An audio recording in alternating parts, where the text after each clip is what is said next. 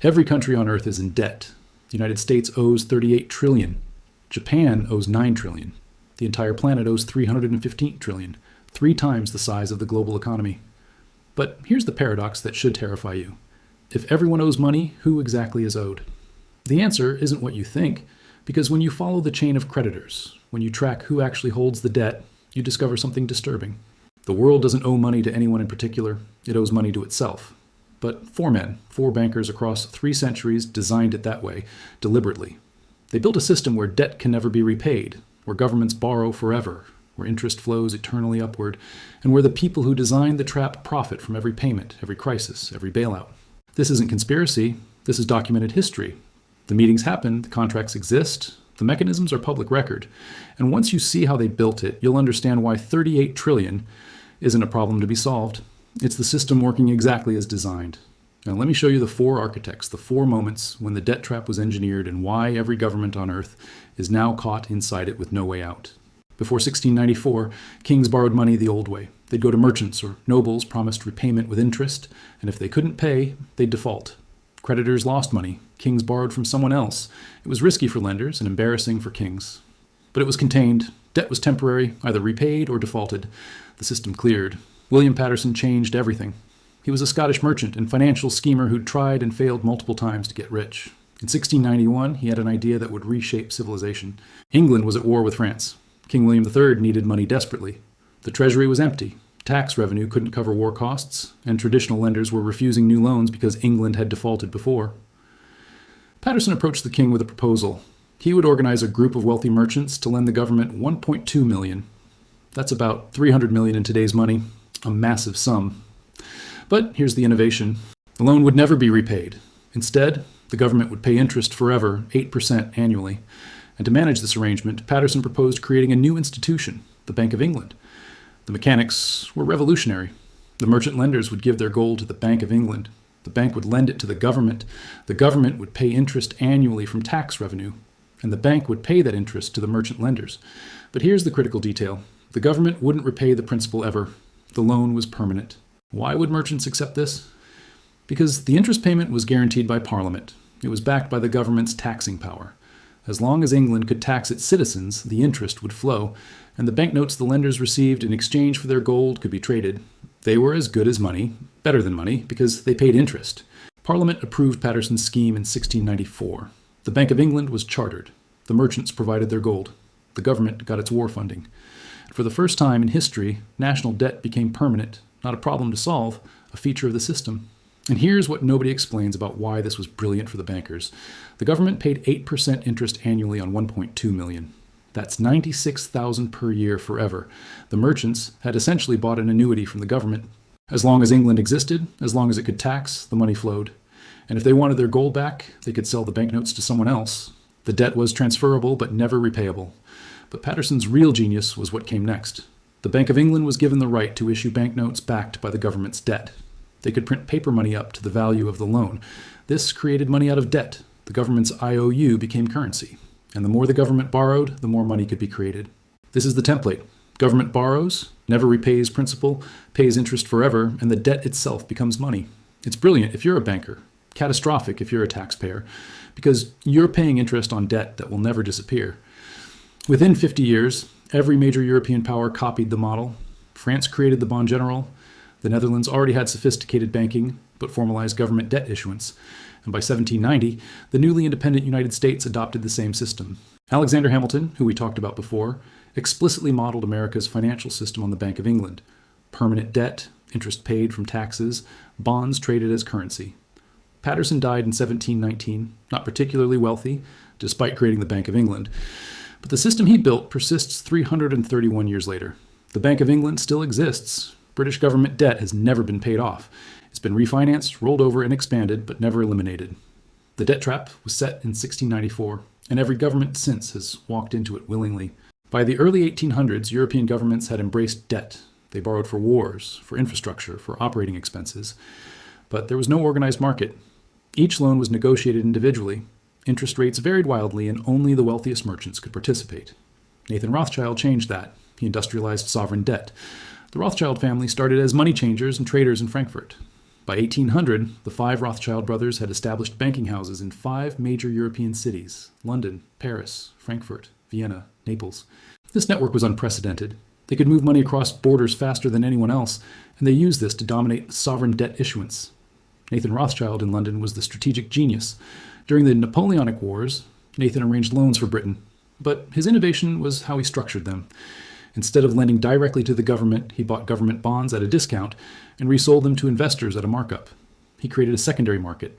Government needed money. Rothschild provided it immediately. Then he sold the bonds to pension funds, insurance companies, and wealthy individuals. The government got its money fast. Rothschild collected the spread, and investors got a tradable asset. But here's where it gets darker. Rothschild didn't just finance governments. He positioned himself so governments had no choice but to use him. In 1815, at the Battle of Waterloo, Nathan Rothschild famously learned of Napoleon's defeat before anyone else in London.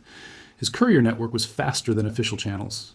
He used this information to manipulate the bond market. First, he sold British bonds, signaling that Britain was losing. Prices collapsed. Other investors panicked and sold. Then, after prices crashed, Rothschild bought massive quantities at rock-bottom prices. When news of British victory arrived the next day, bond prices surged. Rothschild made millions not from insider trading as we'd call it today, but from controlling information and market timing.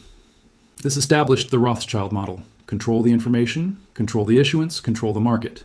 By 1820, the Rothschilds dominated European sovereign debt. If a government needed to borrow, they went through the Rothschilds, because the Rothschilds controlled the investor network. They had the distribution, and they set the terms. Here's why this matters for the debt trap. Before Rothschild, governments could theoretically refuse to pay. If a king defaulted, his creditors lost money and the system reset. But Rothschild made sovereign debt tradable across borders. A British bond might be owned by a French investor who sold it to a German bank, who used it as collateral for a loan to an Austrian aristocrat.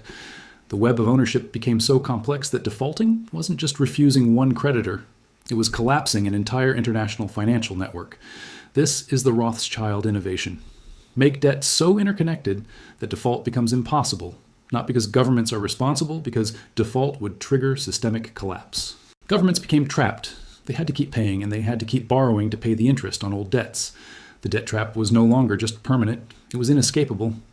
The Rothschild family wealth peaked in the mid-1800s. They were the richest family in the world, richer than any king. And that wealth came from one source: interest on sovereign debt. But they didn't produce anything, didn't build anything. They lent money to governments and collected interest forever. The system Patterson created in 1694, Rothschild industrialized by 1815, and every government in Europe was caught. By 1900, America was becoming an economic powerhouse, but it still had a primitive financial system. Banks operated independently. Money supply was tied to gold, and there was no central mechanism to manage debt. J.P. Morgan fixed that, not for the public good, to protect his banking empire. In 1907, there was a financial panic. Stock prices crashed, banks failed, and the economy seized up. J.P. Morgan personally organized a bailout. He gathered the major New York bankers in his library, locked the doors, and forced them to pledge their own money to stabilize failing banks. It worked. The panic ended, and Morgan became the de facto central banker of America. But he was 70 years old. He knew he couldn't do it again. So Morgan and his associates, the most powerful bankers in America, designed a permanent solution. They needed a central bank. But Americans hated central banks. The first and second banks of the United States had been shut down by populist opposition. So Morgan's group disguised it. In 1910, Morgan's associates, including Senator Nelson Aldrich and representatives from the largest banks, held a secret meeting on Jekyll Island, Georgia. For 9 days, they designed the structure of what would become the Federal Reserve System. The meetings were secret because they knew if the public found out that bankers were designing the nation as a monetary system, there would be riots. The plan was brilliant political manipulation. The Federal Reserve wouldn't be called a central bank. It would be called a Federal Reserve System. It wouldn't be one institution. It would be 12 regional banks. It wouldn't be controlled by Wall Street. It would be overseen by a board of governors appointed by the president. It looked decentralized, democratic, public, but the structure ensured banker control. The regional Federal Reserve banks were privately owned by member banks. Those banks elected the boards of the regional feds, and the regional feds elected the Federal Reserve Board. The government appointed some members, but the bankers controlled the system. And the most important power, the power to create money and buy government bonds, was given to the Federal Reserve Bank of New York, which was controlled by the largest Wall Street banks, Morgan's banks. The Federal Reserve Act passed Congress in December 1913, largely because most representatives didn't understand what they were voting for, and immediately the debt trap expanded. Now, the government didn't just borrow from banks, it borrowed from the Federal Reserve, which could create money to buy bonds. Unlimited demand for government debt. Here's why this matters. Before the Federal Reserve, there was a limit to how much the government could borrow. Banks only had so much money to lend, but the Federal Reserve could create money by purchasing government bonds. The government issues a bond. The Fed buys it with newly created money. The government spends the money, and the debt goes on the Fed's balance sheet, backed by nothing but the promise that taxpayers will service it forever. This is the mechanism that enables infinite debt. The Federal Reserve ensures there's always a buyer for government bonds, always demand, so the government never has to stop borrowing. It can roll over debt forever because the Fed will always buy it. And the interest payments flow from taxpayers to the banks that own the Federal Reserve System. Morgan died in 1913, the same year the Federal Reserve was created. But his legacy is the structure that makes the current $38 trillion in U.S. debt possible. Without the Federal Reserve, the government couldn't borrow at this scale. The market wouldn't support it, but with the Fed as a guaranteed buyer, there's no limit. The debt trap became infinite. By the 1970s, the debt trap Patterson, Rothschild, and Morgan built was functioning globally. Every developed nation borrowed, rolled over debt, paid interest. But developing nations were different. They borrowed for infrastructure, and many couldn't keep up payments. The debt trap was reaching its limits until Paul Volcker made it permanent. Volcker was Federal Reserve Chairman from 1979 to 1987, and he faced a problem. Inflation was over 10%. U.S. credibility was eroding. Foreign governments were losing faith in the dollar. He needed to stop inflation, even if it meant causing a recession. So in 1979, Volcker raised interest rates dramatically. The federal funds rate went from 11% to 20%, the highest in American history. This crushed inflation. But it had another effect. Developing nations had borrowed billions in dollars during the 1970s when rates were low. Now those loans were due, and the interest rates had tripled. Mexico owed $88 billion, Brazil $60 billion, Argentina $40 billion, and they couldn't pay. The interest alone exceeded their export revenues. In August 1982, Mexico announced it couldn't make payments. Default. This should have triggered global financial collapse. American banks had lent most of that money. If Mexico defaulted, Citibank, Bank of America, Chase Manhattan, all would take massive losses. Some might fail. The entire banking system was at risk. Volcker could have let it happen, let the banks take losses, let the market clear. But he didn't. Instead, he orchestrated a bailout through the International Monetary Fund. The IMF would lend Mexico, Brazil, Argentina, and others enough money to keep making interest payments to American banks.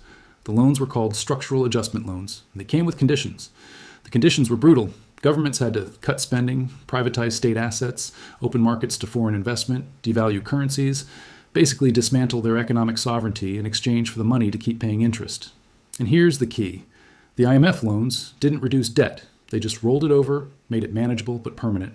This is the Volcker innovation. When debt becomes unpayable, don't forgive it, restructure it, lend enough to keep interest payments flowing and extract political and economic concessions in exchange.